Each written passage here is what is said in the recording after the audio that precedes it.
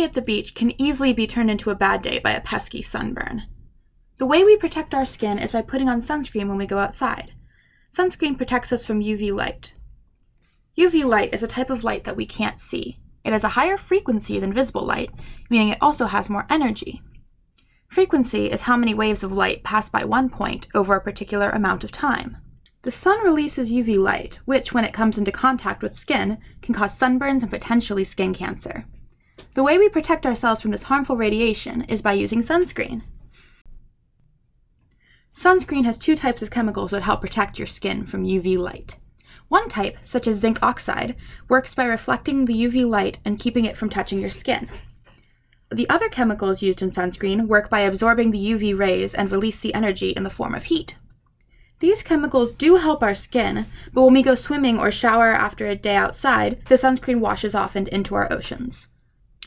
One issue with sunscreen is that these second chemicals that resorb heat and release it have been tied to the death of tiny bacteria that live inside coral. These bacteria live in the coral reefs and protect them from viruses and other harmful bacteria. When they're exposed to sunscreen, it can cause them to get sick and even explode. When these bacteria die, they can no longer protect the coral and can lead to coral bleaching and ultimately coral death. But why should we care? Sure, reefs are pretty, but how does them dying affect us? Reefs are actually a large source of food, providing food protein for almost 500 million people. Also, scientists use lots of different species that live in reefs to develop treatments for many different diseases. The reefs themselves also protect many coasts from flooding and erosion. If these reefs died, anyone who lived on the beach would have to move, which would cause a lot of issues. So how do we stop this? One way to protect our reefs is by using reef-safe products. These products don't contain chemicals such as benzophenone or oxybenzone.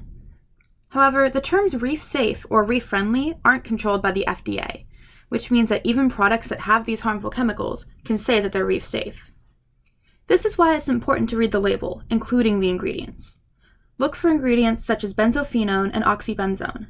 Sunscreens with these chemicals are toxic to our reef and should be avoided. However, whether or not you use these products is ultimately up to you. By protecting our reefs, we are also protecting ourselves and our planet.